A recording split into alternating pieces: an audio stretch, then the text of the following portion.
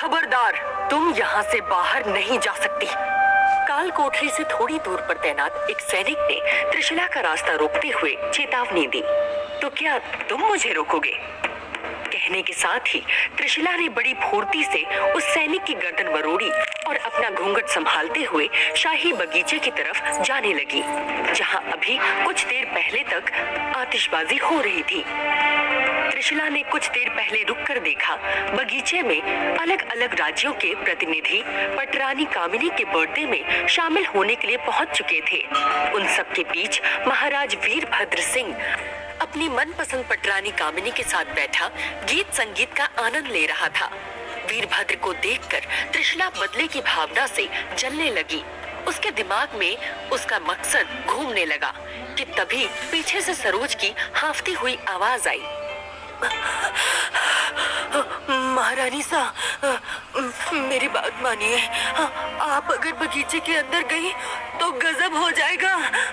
महाराज आपके साथ साथ मुझे भी सूली पर लटका देंगे। चलिए, लौट चलिए। त्रिशला ने पीछे पलट कर देखा और धमकी देते हुए कहा, सरोज, मुझे रोकने की कोशिश मत करना। याद रखो, तुम्हारी वफादारी सिर्फ मेरे प्रति होनी चाहिए। इससे पहले कि सरोज कोई जवाब दे पाता, एक औरत की आवाज गूंजी। ओहो हो, तो हमारी मंदबुद्धि महारानी काल कोठरी से बाहर आ गई है। सामने से 22 साल की रानी कोकिला मटकती हुई उसकी तरफ आ रही थी। त्रिशला उसे इग्नोर करके शाही बगीचे की तरफ बढ़ने लगी कि तभी कोकिला ने इतराते हुए कहा, वैसे त्रिशला, बिना आमंत्रण शाही बगीचे में क्यों जा रही हो? अपने लिए नया प्रेमी ढूंढने? ये मजाक त्रिशला को बर्दाश्त नहीं हुआ। उसने अपने चेहरे से घूंघट हटाया और कोकिला के अंदाज में ही उसे छेड़ते हुए कहा, कोकिला, तुम्हें शायद किसी ने बताया नहीं, तुम्हारा सिर्फ नाम कोकिला है, लेकिन आवाज कौवे से भी ज्यादा कर्कश है। खूबसूरत होने और महंगे गहने पहनने के बाद भी अपनी आवाज की वजह से कोकिला खुद को बाकी पटरानियों से हीन समझती थी। त्रिशला ने जब उसकी दुखती रग पर हाथ रखा तो उसका पारा चढ़ गया। वो त्रिशला की तरफ झपटी, मगर अगले ही पल त्रिशला ने लपक कर उसका हाथ पकड़ा और मरोड़ कर उसकी पीठ से लगा दिया। कोकिला दर्द से चीखती हुई अपनी नौकरानी से बोली, मेरा हाथ! अरे बेवकूफ, यहाँ खड़ी खड़ी मेरा मुंह क्या देख रही है? जा जा, जल्दी से जाकर महाराज को खबर कर।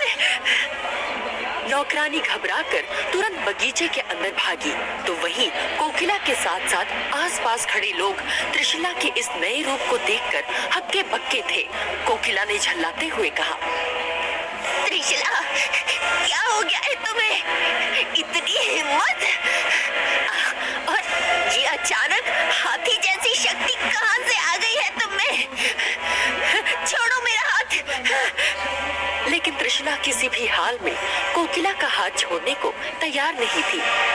सरोज जानता था कि गुस्सैल राजा त्रिशला की इस गुस्ताखी के लिए उसे मौत की सजा भी सुना सकता था। इसलिए वो कोकिला को त्रिशला के शिकंजे से छुड़ाने की कोशिश करने लगा। तो वहीं त्रिशला कोकिला के कान में फुफकारते हुए बोली, कोकिला, 2 सालों से मैं तुम सबकी बदतमीजी बर्दाश्त कर रही थी, सिर्फ इसलिए कि तुम लोगों का असली चेहरा देख सकूं। लेकिन अब चिंगारी का जवाब आग से दूंगी। त्रिशला का गुस्सा अभी शांत भी नहीं हुआ था कि तभी सरोज अपने कलेजे पर हाथ रखकर घबराते हुए बोला, हाय हाय, अब क्या होगा महारानी सा? अरे वो देखिए, महाराज इधर ही चले आ रहे हैं। त्रिशला ने ये सुनते ही झट से कोकिला का हाथ छोड़ दिया और घूंघट गिरा सीधी खड़ी हो गई। वीरभद्र सिंह कामिनी के साथ तेज कदमों से उनकी तरफ ही आ रहा था। वीरभद्र को करीब देखकर कोकिला रोती हुई बोली, महाराज, अच्छा हुआ कि आप सही समय पर आ गए, वरना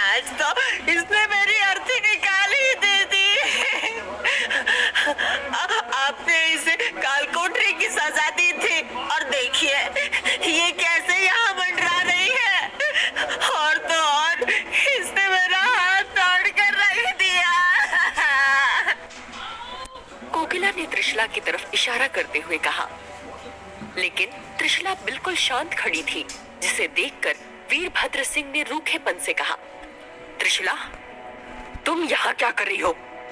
तुम्हें तो हमने काल कोठरी में डाला था, और ये कोकिला क्या कह रही है? इसके साथ बदतमीजी करने की तुम्हारी हिम्मत कैसे हुई? त्रिशला ने पूरे आत्मविश्वास से जवाब दिया, माफ करें महाराज, लेकिन ये कोकिला मुझे सरेआम गालियां बक रही थी। इसी बात पर मुझे गुस्सा आ गया। फिर मैंने वही किया जो एक राजपुत्री करती है। रही बात काल कोठरी छोड़कर यहाँ आने की, तो आज रानी कामिनी का जन्मदिन है। पड़ोसी राज्यों के राजा भी इन्हें शुभकामनाएं देने आए हैं। तो फिर विक्रमगढ़ की महारानी कैसे पीछे रह सकती है? वीरभद्र सिंह तुरंत गरज कर बोला, चुप रहो। दिन प्रतिदिन तुम्हारी मूर्खता बढ़ती जा रही है। तुम महारानी थी, लेकिन अब सिर्फ एक कैदी हो, और हमारे आदेश के खिलाफ तुम्हें काल कोठरी से बाहर किसने आने दिया? सरोज, तुम्हें तो इसकी पहरेदारी के लिए बिठाया था ना? वीरभद्र के इस सवाल का जवाब सरोज के पास नहीं था, इसलिए उसने चुपचाप अपनी नजरें झुका ली। शोरगुल सुनकर धीरे धीरे भीड़ बढ़ती जा रही थी।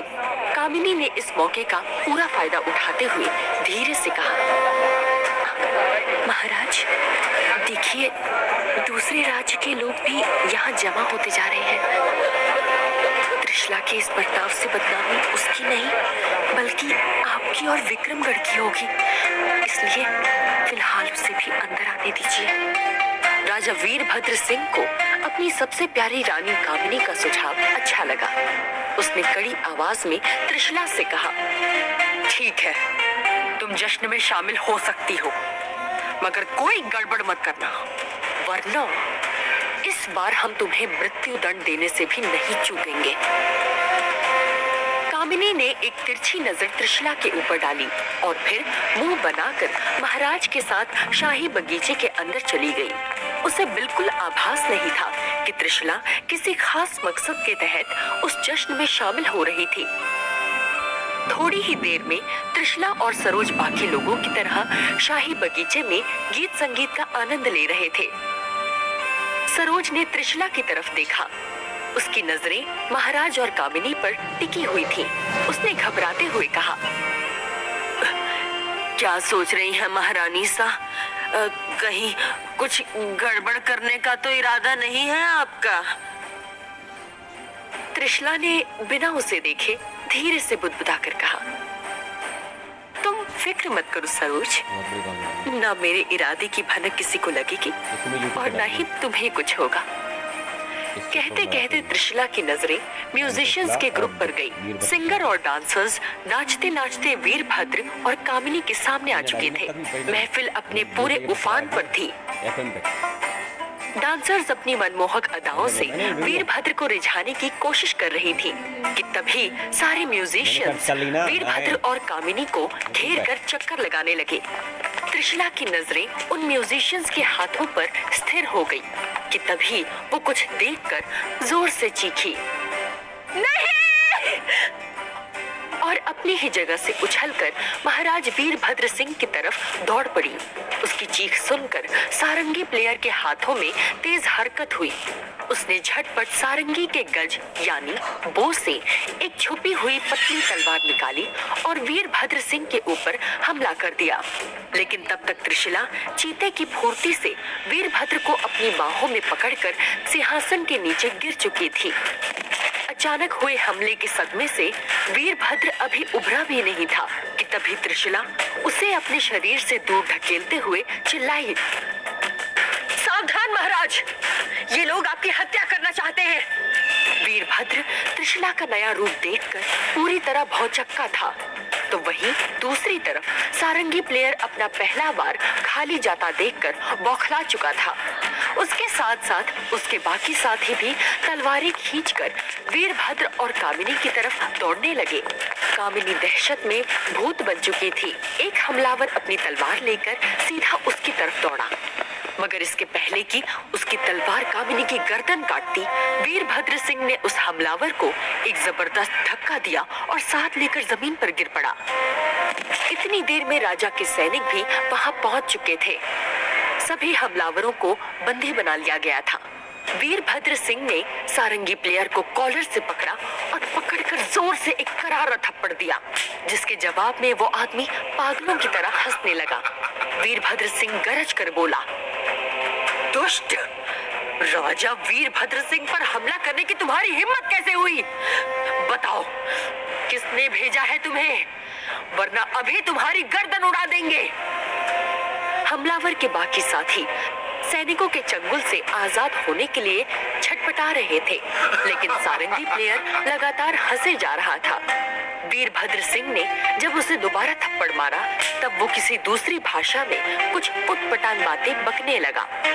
त्रिशला ने वीरभद्र के पास आकर कहा, ये किसी दूसरी प्रांत की भाषा बोल रहा है महाराज। इसे मारने से कोई फायदा नहीं होगा। हमें किसी दुभाषीय की मदद से इनसे सच उगलवाना होगा। त्रिशला की बात खत्म हुई कि तभी कामिनी अपनी गर्दन पकड़कर नीचे गिर पड़ी। शाही बगीचे में एक बार फिर अफरा तफरी मच गई। सैनिक भागे भागे कामिनी के पास पहुंचे। एक सैनिक ने कामिनी की गर्दन से निकल रहे खून की जांच की और घबराकर बोला, महाराज, दुश्मन की तलवार में जहर लगा हुआ था। जहर का नाम सुनते ही वीरभद्र सिंह बेचैन हो उठा। उसने कामिनी की गर्दन देखी। गले पर बाईं तरफ तलवार बिल्कुल छू कर निकल गई थी, मगर वहां कटे का निशान बन गया था और खून निकल रहा था। कामिनी दर्द से तड़पते हुए बोली, महाराज, बहुत दर्द हो रहा है महाराज। ऐसा लग रहा है जैसे पूरे शरीर में। कामिनी की बात खत्म होने से पहले ही उसकी गर्दन एक तरफ लुढ़क गई। हर तरफ चीख पुकार मच गई थी। नौकरानियां हाय तौबा मचाने लगी और किन्नर छाती पीटने लग गए। वीरभद्र सिंह तुरंत कामिनी की गर्दन अपनी गोद में रखकर उसके गाल पर थपकियां मारने लगा। इसी बीच त्रिशला ने कामिनी की नाक पर उंगली लगाई और कहा, ये जिंदा है, अभी सिर्फ बेहोश हुई है, मगर इसे जल्द से जल्द इलाज की जरूरत है। वीरभद्र सिंह तड़प कर बोला, इन बदमाशों को तो हम छोड़ेंगे नहीं, लेकिन पहले हमारी रानी की जान बचानी होगी। सैनिकों, इसे तुरंत उठाकर रानीवास में ले चलो। कामिनी को उसके महल में बिस्तर पर लिटा दिया गया। राज्य के सभी बड़े वैद्य अपने अपने तरीके से उसकी जांच कर रहे थे। वीरभद्र सिंह घबराहट में इधर उधर टहल रहा था। राज वैद्य ने कामिनी की आंखें खोलकर देखी और फिर उसकी नाड़ी महसूस करने के बाद मायूसी से बोला, महाराज, मुझे कहते हुए बहुत दुख हो रहा है कि रानी सा को एक खास तरह का जहर दिया गया है, जो सिर्फ कुछ ही मिनटों में इनके पूरे शरीर में फैल चुका है। तभी दूसरे वैद्य ने चिंता जताते हुए कहा, जी महाराज, इनकी हालत लगातार बिगड़ती जा रही है। अगर जल्द ही इनको जहर की काट नहीं दी गई तो मुझे डर है कि हम इन्हें। कहते कहते वो वैद्य अचानक चुप हो गया। किसी अनहोनी की आशंका से वीरभद्र सिंह पूरी तरह बौखला गया। उसने दोनों हाथों से वैद्य का गिरिबान पकड़ा और गुस्से से बोला, क्या हो जाएगा इसे? पूरी बात बताओ वैद्य। वीरभद्र की गुस्से से लाल आंखें देखकर वो वैद्य डर से कांपने लगा। उसने घबराते हुए कहा, महाराज, मुझे डर है कि रानी सा कल सुबह का सूरज नहीं देख पाएंगी। वैद्य की बात सुनते ही महल में सन्नाटा पसर गया। वीरभद्र सिंह ने उसे खुद से दूर ढकेला और चीख कर बोला, निकम्मे हो तुम सब के सब।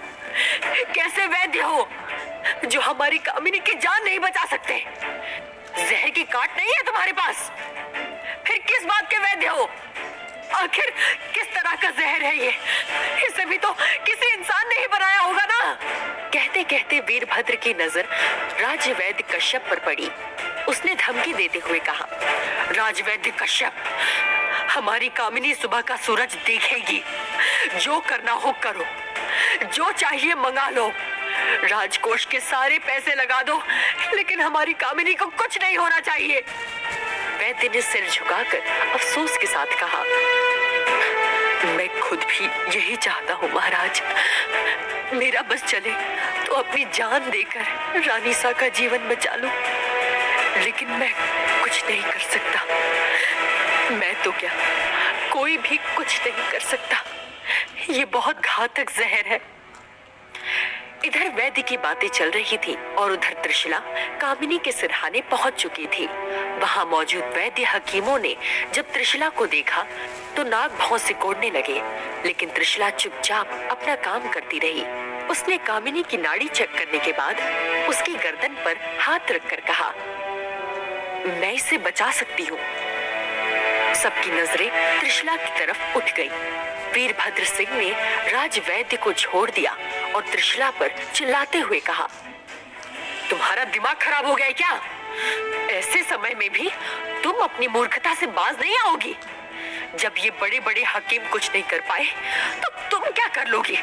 हटो वहां से। त्रिशला ने वीरभद्र सिंह की आंखों में आंखें डालकर कहा, आपके पास कोई दूसरा चारा नहीं है महाराज। जहर इसके पूरे शरीर में फैल चुका है, लेकिन मुझे भरोसा है कि मैं इस जहर की काट बना सकती हूँ, लेकिन उसके लिए आपको मेरी एक शर्त माननी होगी। कौन है वो लोग जिन्होंने वीरभद्र सिंह और कामिनी के ऊपर हमला किया है? क्या त्रिशला वास्तव में कामिनी की जान बचाना चाहती है? महाराज वीरभद्र सिंह के सामने आखिर कैसी शर्त रखने वाली है त्रिशला? जानने के लिए सुनते रहिए पॉकेट FM।